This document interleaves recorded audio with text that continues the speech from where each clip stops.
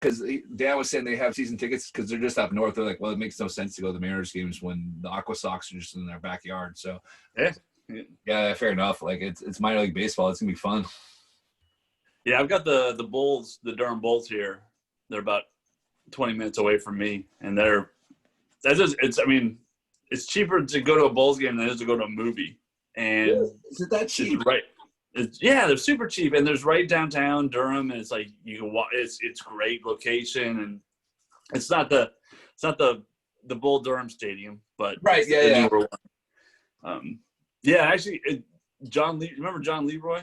Yeah, of course. I got his card here.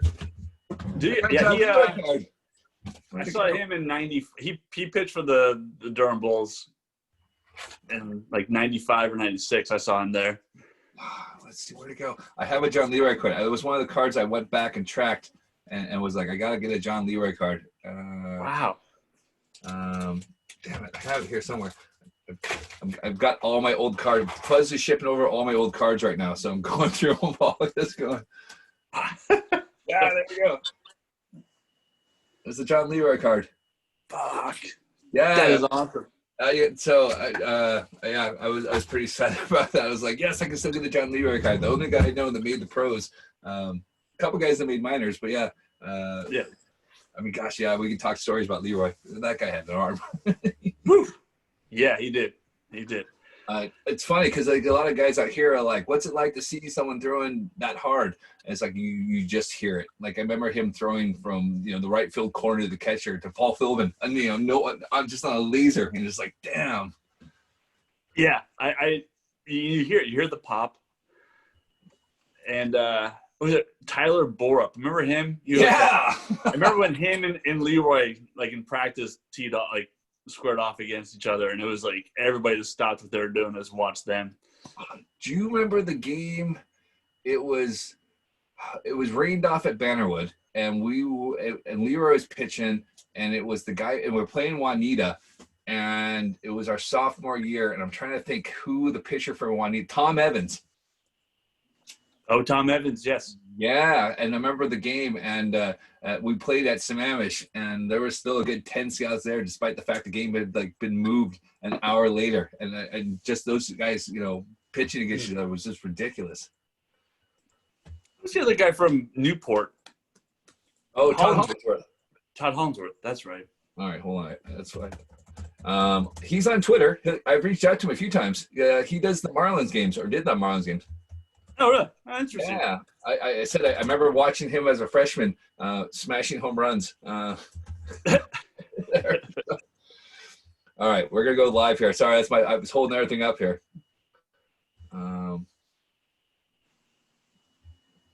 Okay, that's us live. And John's gonna do all the social links real quick, and then we'll go from there. But yeah, we can touch on all those. Yeah, that was going back in the day. I was thinking that was our freshman years when they made like the CNN News or like the drinking scandal, wasn't it? Gosh, no, it was the BB gun bandits.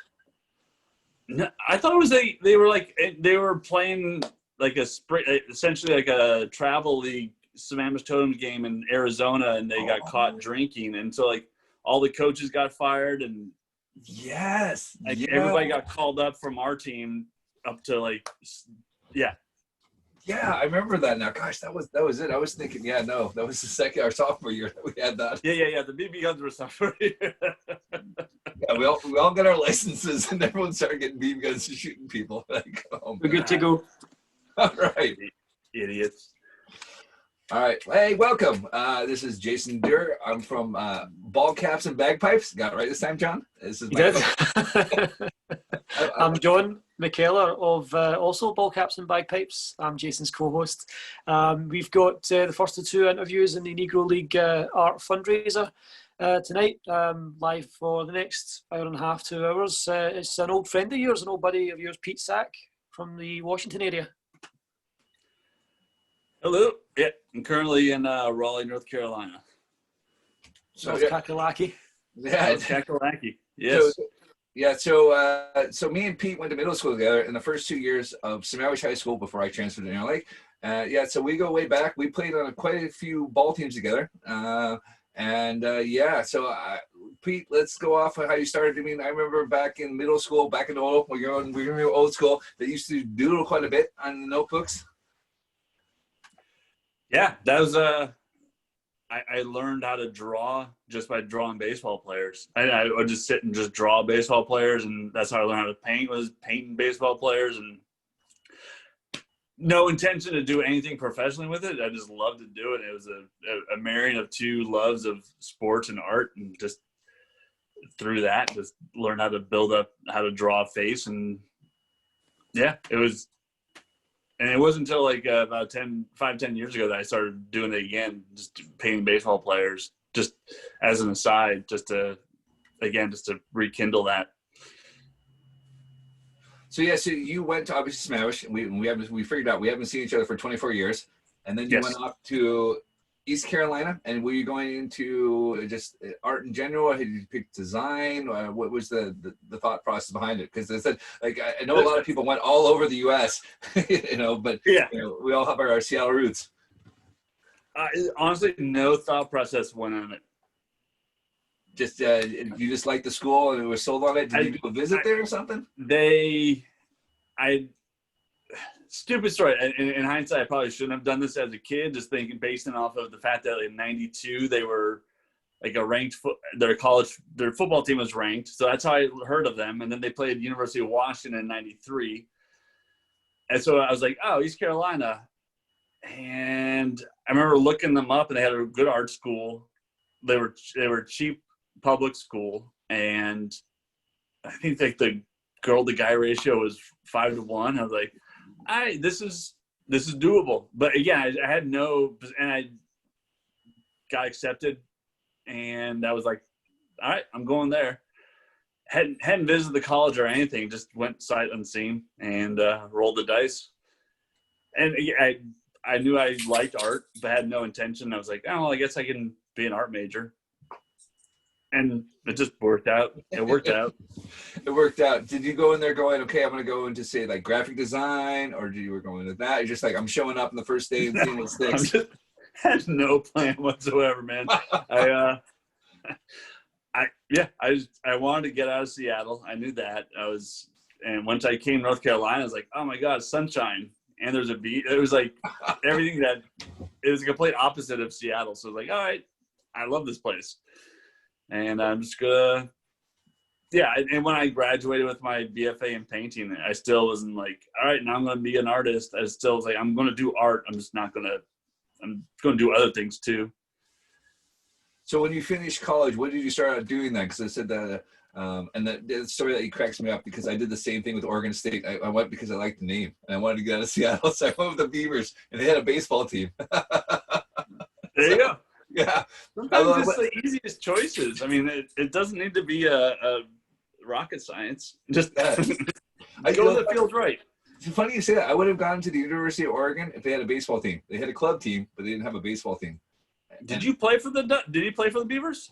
So I went and talked to the coach. Like, I had a conversation about him, and he basically went, right, here's your schedule. You're up at 7. You're either in the gym or class at 8.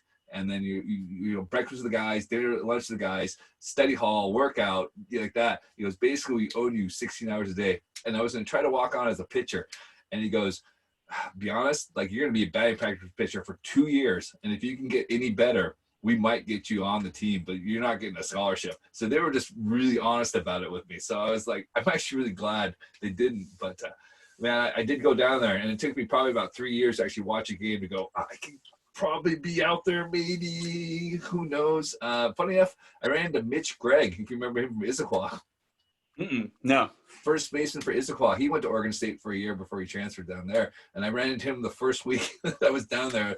There was like that, and I knew Shannon Baldwin was the only other person I knew at Oregon State that was from the Bellevue area. Yeah, so I was just like, I don't really know anybody out here. That's crazy. I would think that more people. I mean, other than like UW and Washington State were the big ones, but you would think Oregon State would still attract people from our area.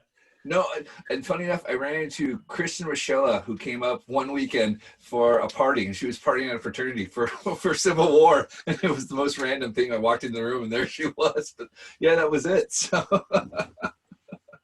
That is only like over the years. That's one thing I've sort of missed, or I've missed out on, is like the occasional. I'll never bump into somebody I went to high school with or college with, because everybody, or not college, yes, but high school, no. There's no bump-ins in North Carolina for that. But isn't Brent Sharon out that way? yeah, I don't. That's a weird one. Like I reached out to him a couple. He lives in Raleigh, I think. Yeah, I've reached out to him a couple times. He hasn't come back to me. I'm like, all right, I guess I guess you try.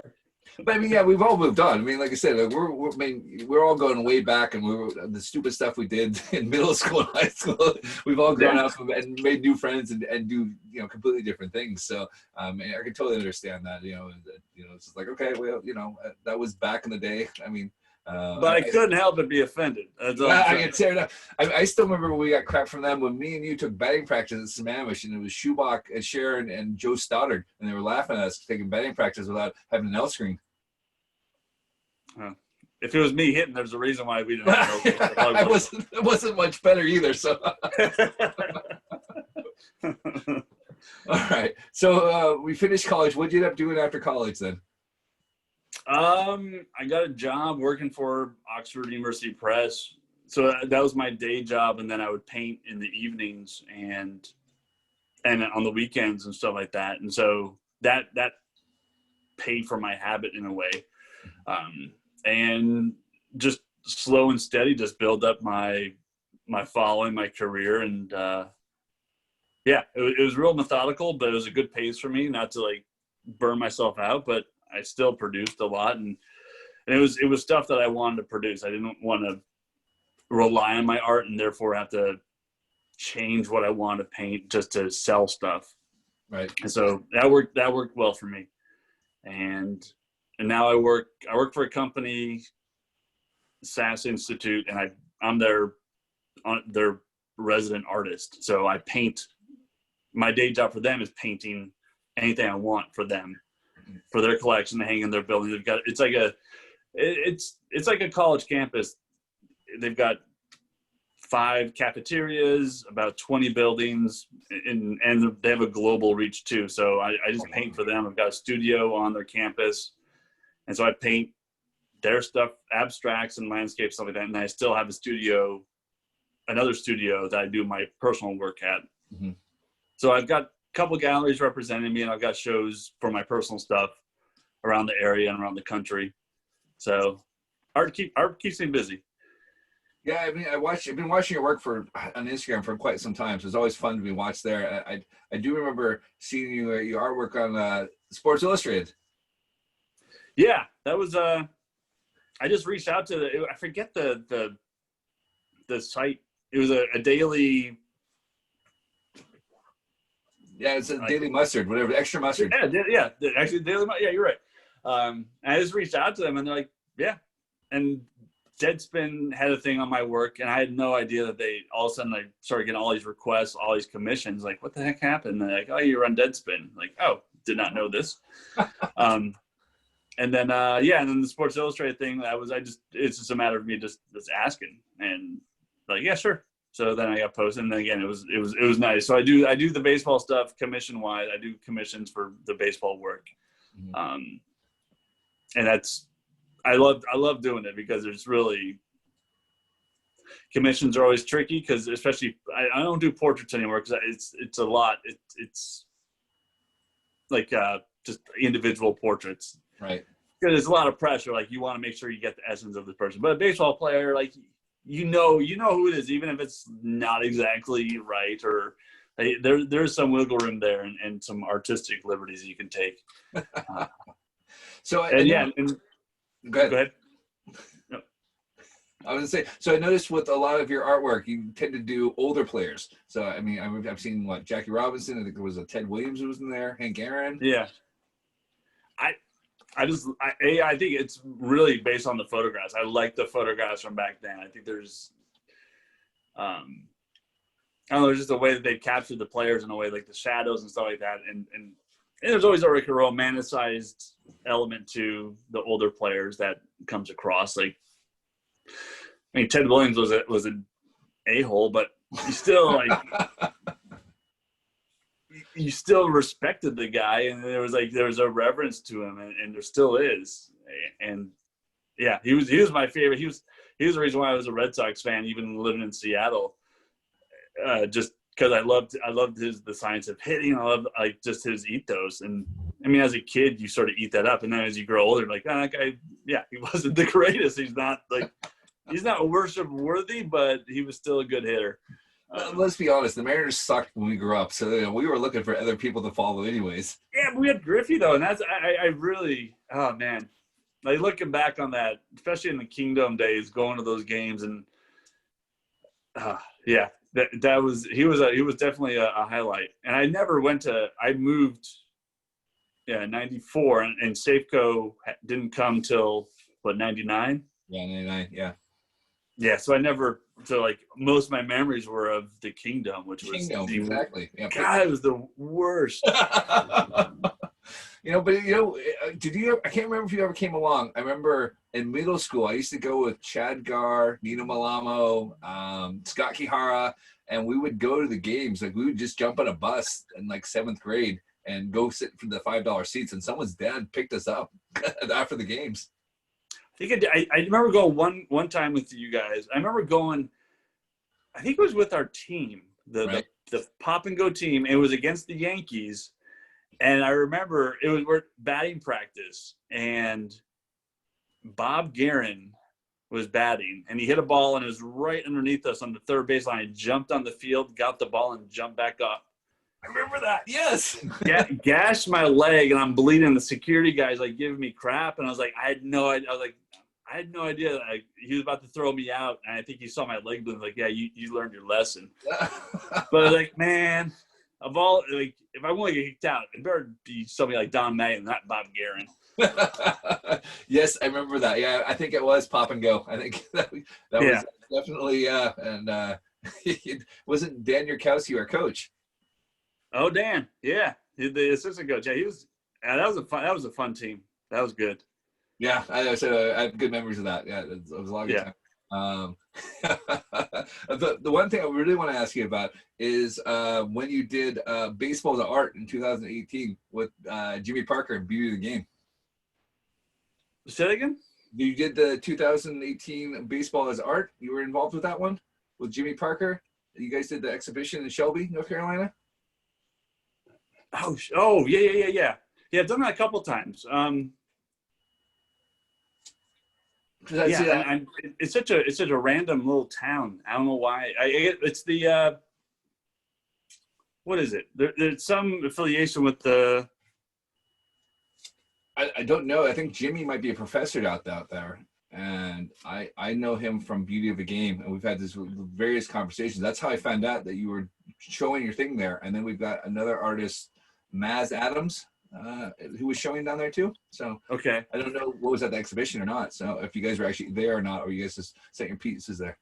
I didn't. I just dropped my work. It was about like a 6 or 8 hour drive for me. So right. Like I dropped the work off, and I was like, I don't want to come back for the show and then have to come back like next week to pick up the work. So I was like, just send me some pictures of it. And the picture, I mean, the artwork's been really good. It's like the national, like the Little League Hall of Fame is there. There's something there that it's affiliated with baseball in a way like that. It's like the AAU of Baseball Hall of Fame or something like that's there.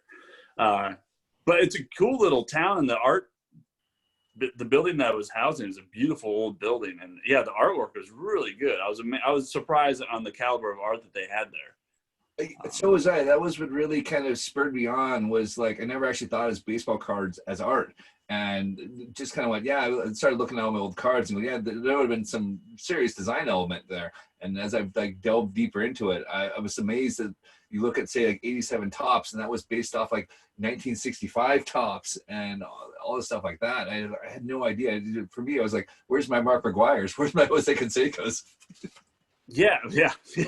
Well, that was the because I would just do baseball players, and after a while, it's like it got, I don't know, there needed like was an element that was missing from them, just to paint the player by itself. And then I started looking at like the baseball cards, especially the old baseball cards from the 60s. And there was like a pop art element to it that you can play with. Mhm. And that's what really attracted me. And I was talking to an artist friend of mine, like, yeah, man, that's where it's at. That's where people are going to, like, you can play with it. You can manipulate it at what you want, but you have the basic design element there. And so I do like doing contemporary players in the old baseball card form, which it lends itself to that pretty well. And in this project for the Negro Leagues, I don't know why I didn't think of it before, but I've been doing these image transfers where you take a piece of paper with a printout, Mhm. and you put this gel medium, you put it on your image, and the ink transfers to your painting, whatever.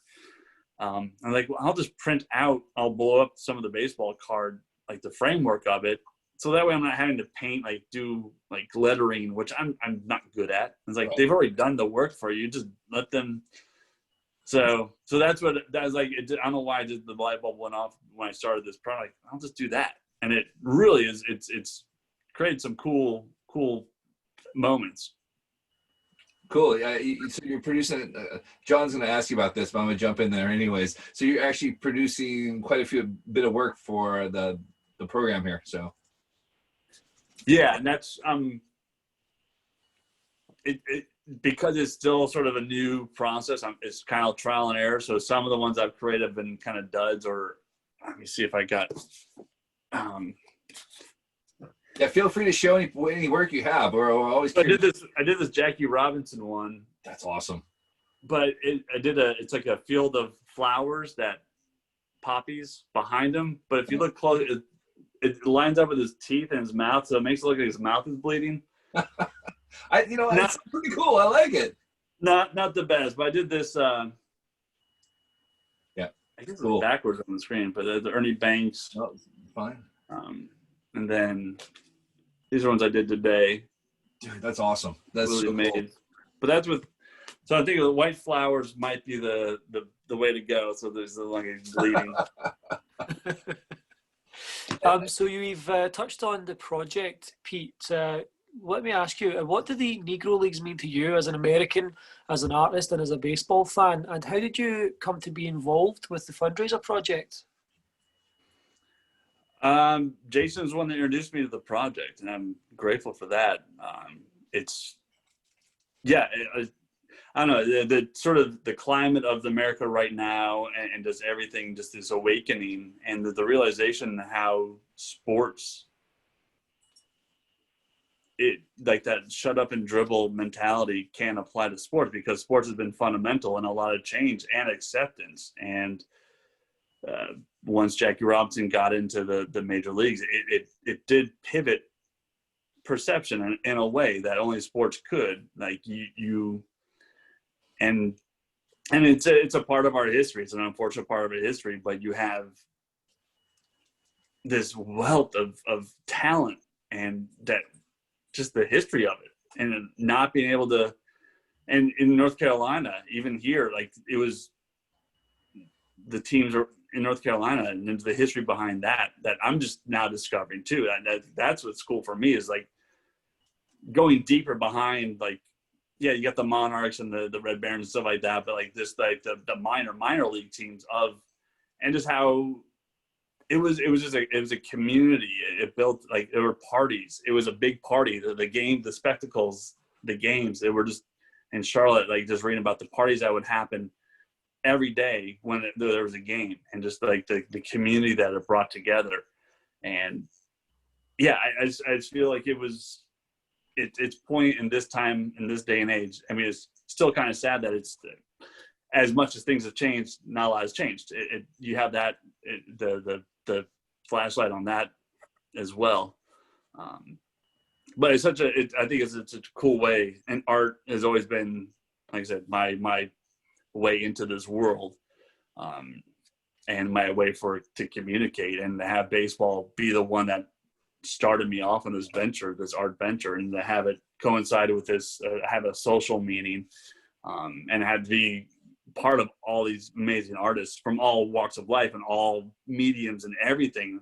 I do appreciate the fact it's not just art, it's not just painting. It's like totally a whole bunch of different ways to show how baseball can be meaningful. Yeah, I couldn't agree more, Pete. Yeah. Yeah, great answer. Do you feel that given tensions that have arisen this year in the social justice movement with everything that's been going on, do you feel that the 100th anniversary of the Negro Leagues has taken on a new significance since that all kind of kicked off?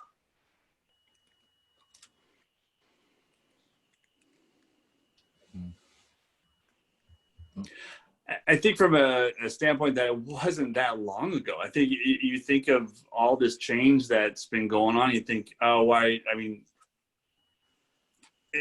100 years is not that long, and to still think that like you couldn't play in the major leagues, or like even till Jackie Robinson. 100 years is not that long ago when you had your own league, and so yeah, there's a significance, and like I said, it's nice to commemorate, but also when you take a look at it, it's still like an ugly blemish on the country. That so many capable players. You think of like Josh Gibson and like the talent that he had that was never fully realized, and then I always like to think about the steroid era, and you're talking about like stats and like asterisks for home runs and like all the different like reasons why somebody isn't the best player. And you go back to like when the best players probably weren't playing in the major leagues, and how that affected stats. And for baseball, stats have always been king. That's the only sport that like people know stats and people know greatness. And it's always been that way. And to have that, like, what are the asterisks on those records or those stats? John, you have anything else? No, that's everything from me. Let's open up some cards and then we'll wrap things up.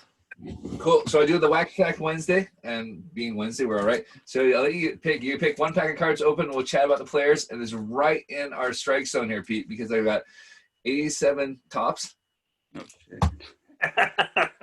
89 Donruss. Oh man, that was my year. 90 score, 91 Stadium Club, or 92 Donruss, or 93 Studio. We're gonna go for the Donruss. Oh yeah, the 89 Donruss. Yep. All right, we're gonna hope. Remember that? You're the one that got me turned on to baseball cards, by the way, back in the day. You remember that baseball card shop down the road? I was trying to from think us? of the name of it. It was a comic book store / baseball card shop. I still can't remember the name of that place, but yeah. I had all these old basketball cards. Like, man, they saw me and they saw a sucker. They like lowballed me on all these cards. More power to them.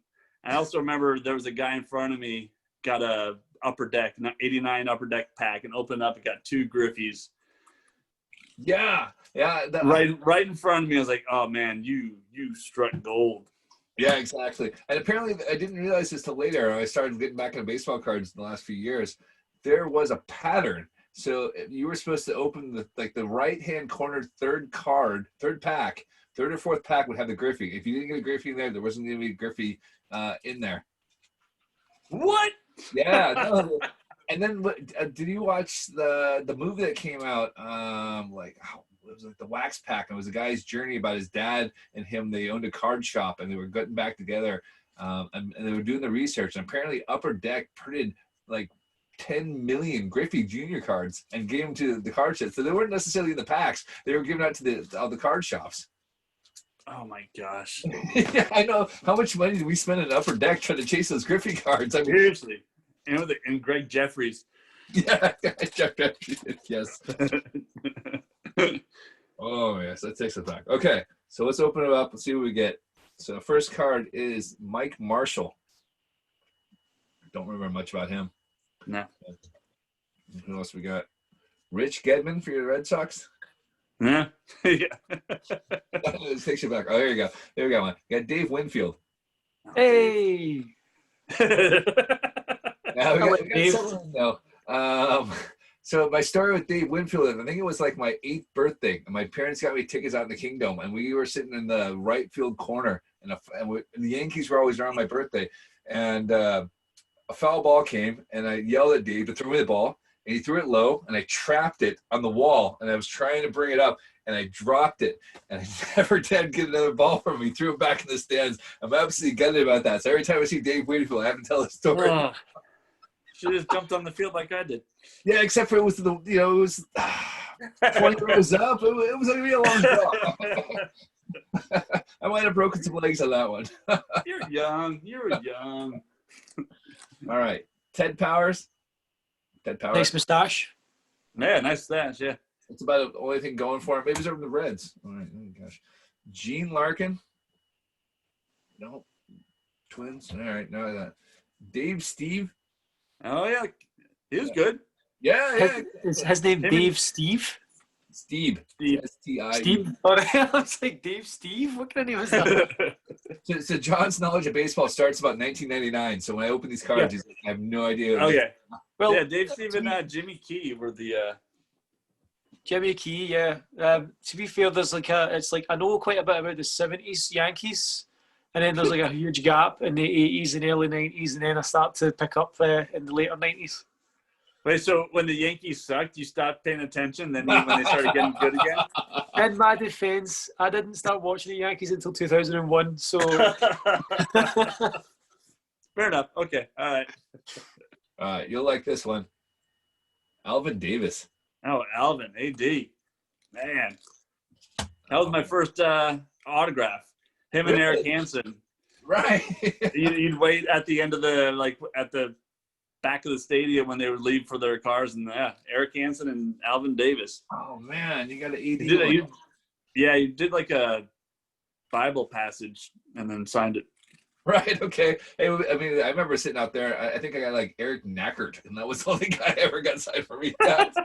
And he even went, "Do you know who I am?" I'm like, nope, no clue. So Jason, Logan Cardinal in the comments is saying, "Find me a Mike Greenwell." Oh yeah, Logan's a buddy from college. So all right, Logan, we'll see if we get a Mike Greenwell for you. Not Chris Carpenter for the Cardinals. All right, rookie, nice. Al Nipper. Yeah, he kind of kicked around quite some time.